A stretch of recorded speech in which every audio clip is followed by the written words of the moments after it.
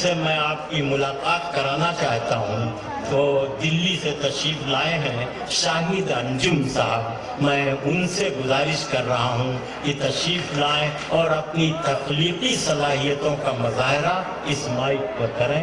جناب شاہد انجم۔ بہت بہت شکریہ میرے محترم انور جلال پوری صاحب، بہت ہی شاندار مشاعرہ ہے۔ بغیر کسی تمہید کے ایک 4 مصرعے پڑھتا ہوں، اس کے بعد ایک غزل اجازت چاہتا ہوں۔ عرض کیا ہے کہ ایک سیکنڈ بھائی، آواز پیچھے تک صحیح جا رہی ہے؟ یہ بتا رہے ہیں رحمان صاحب کی بہت قیمتی مائک منگایا گیا ہے دلی سے یا میرٹھ سے، لیکن فیصلہ آپ کا ہوگا، اس لیے عدالت آپ کی ہے۔ میں مائک درست کیجئے، دونوں مائک، تاکہ آخری آدمی تک جو ہے صحت مند آواز پہنچ سکے۔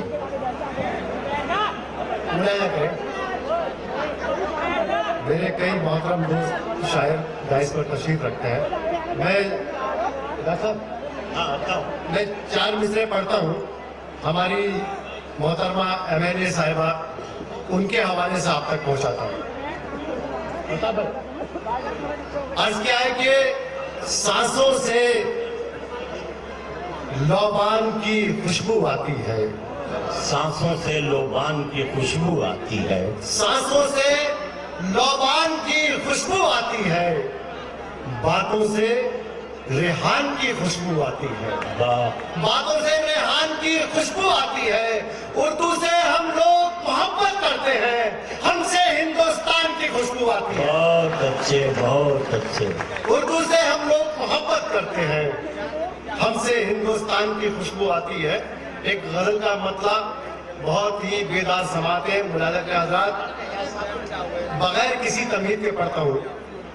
عرض کیا ہے کہ جہاں پانی کی امیدیں فرشتے چھوڑ دیتے ہیں، کیا کہنے ہیں؟ واہ واہ واہ واہ۔ جہاں پانی کی امیدیں فرشتے چھوڑ دیتے ہیں، خدا والے اسی صحرا میں بچے چھوڑ دیتے ہیں۔ کیا کہنے ہیں؟ واہ۔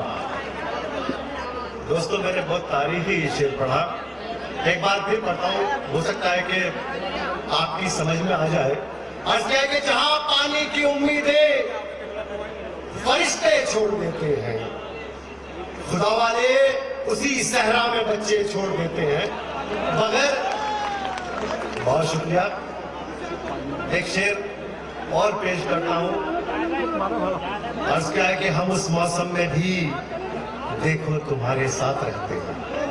بہت اچھے، واہ۔ میں کوئی نام نہیں لینا چاہتا دوستو، ہمارے حالات، پوری قوم کے حالات اور آپ کی نظر یہ شعر، ہم اس موسم میں بھی دیکھو تمہارے ساتھ رہتے ہیں، وہ جس موسم میں پیڑوں کو پرندے چھوڑ دیتے ہیں۔ بہت اچھے، بہت اچھے، واہ۔ ہم اس موسم میں بھی دیکھو تمہارے ساتھ رہتے ہیں، وہ جس موسم میں پیڑوں کو پرندے چھوڑ دیتے ہیں، تو کبھی ان کے گھروں سے رزق کی برکت نہیں جاتی، بہت اچھے، واہ۔ کبھی ان کے گھروں سے رزق کی برکت نہیں جاتی، جو چڑیوں کے لیے کھیتوں میں دانے چھوڑ دیتے ہیں۔ بہت اچھے، بہت۔ کبھی ان کے گھروں سے رزق کی برکت نہیں جاتی، جو چڑیوں کے لیے کھیتوں میں دانے چھوڑ دیتے ہیں۔ رشتوں کے حوالے سے ڈاکٹر صاحب نے شعر پڑھا، ہمارے ہندوستان کی تاریخ رچی میرا صاحبہ تشریف رکھتی ہے، میں آپ تک یہ شعر پہنچاتا ہوں۔ عرض کیا ہے کہ عجب وہ دن تھے جب شرمنسی لاٹھی ساتھ رہتی تھی، واہ۔ عجب وہ دن تھے، عجب وہ دن تھے جب شرمنسی لاٹھی ساتھ رہتی تھی، بڑھاپے اب ہمیں رستے میں بیٹے چھوڑ دیتے ہیں،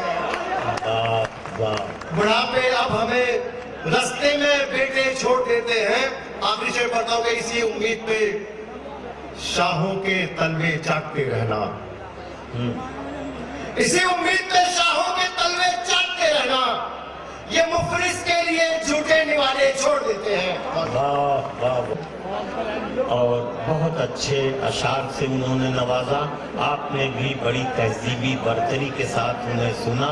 مشاعرے کے وقار کو آپ نے قائم رکھا، بہت بہت شکریہ۔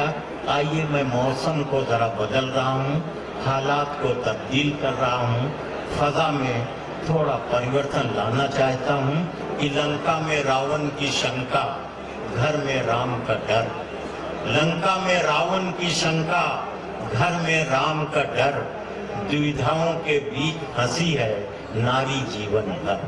ہندوستان کی ناری کو ساری زندگی کوئی نہ کوئی امتحان دینا پڑتا ہے، مگر خوشی کی بات ہے کہ مرد امتحانات میں کامیاب نہ ہو، مگر ناری ہمیشہ امتحان میں کامیاب رہتی ہے۔ کئی ہزار سال کی تاریخ اس بات کی شاہد ہے۔